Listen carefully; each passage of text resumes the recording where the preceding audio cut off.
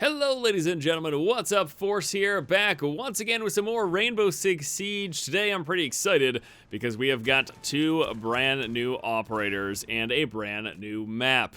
So the most recent patch just came out introducing Buck and Frost as well as the brand new Yacht map, and I figured I'd show you some gameplay, talk about the new operators, and briefly talk about the new map. To be honest, I've only done it about 5 times in my total play session today of roughly 6 hours, but it seems like a pretty interesting map, and I want to show you a little bit about it. So let's start off, though, by talking about the two new operators. Now, I'd like to start off with Buck, simply because I feel like he is the less impactful of the two, although I don't think he's necessarily a bad operator either.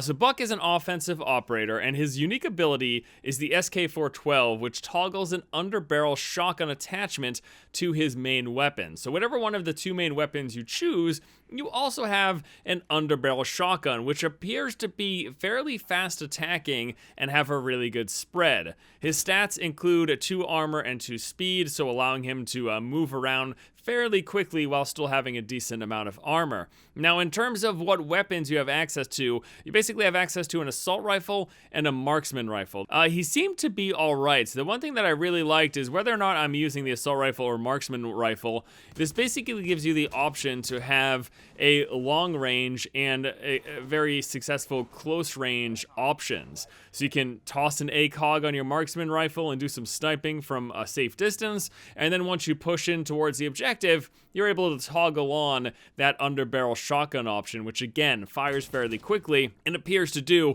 some pretty damn decent damage. I had a fair amount of success with him. Of course, the downside to him is similar to Glaz.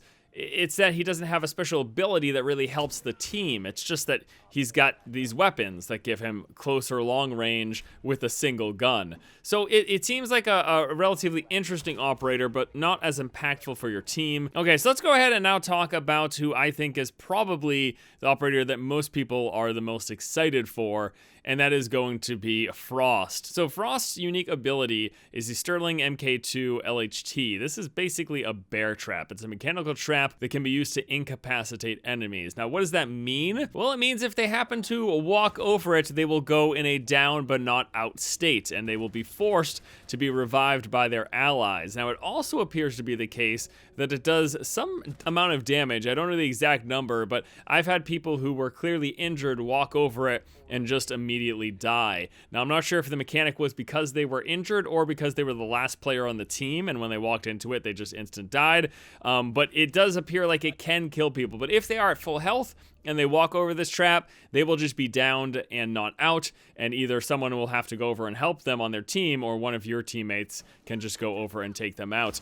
She also has 2 armor and 2 speed, making her an okay choice on defense for roaming. Generally, I prefer someone with 1 armor and 3 speed because that mobility can be really nice when you're trying to walk yourself around. But I also really am enjoying her weapons, one of them in particular, and that is her submachine gun, the 9mm C1.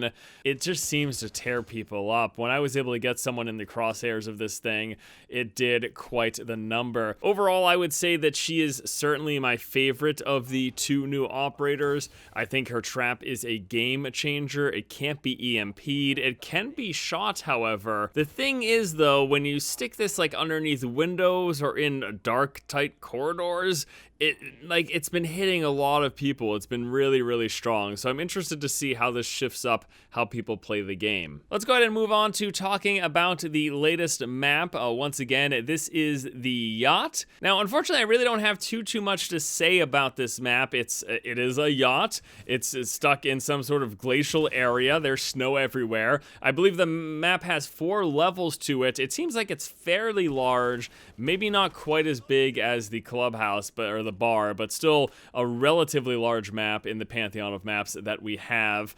And I don't know, it seems pretty good so far. I like it. I've done about 5 rounds on it thus far, 5 matches on it thus far, and I've started to get the hang of it, but it's obviously going to take a little bit more time. You guys know these things.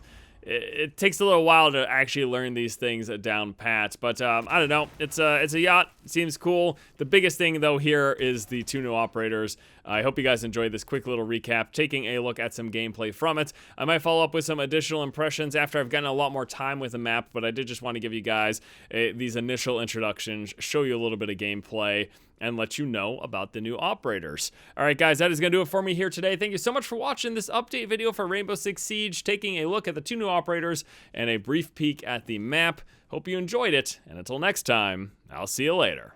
Drones up and running.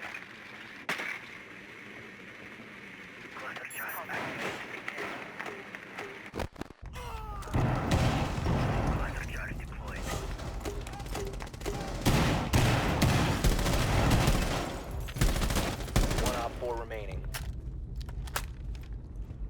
Secure the container.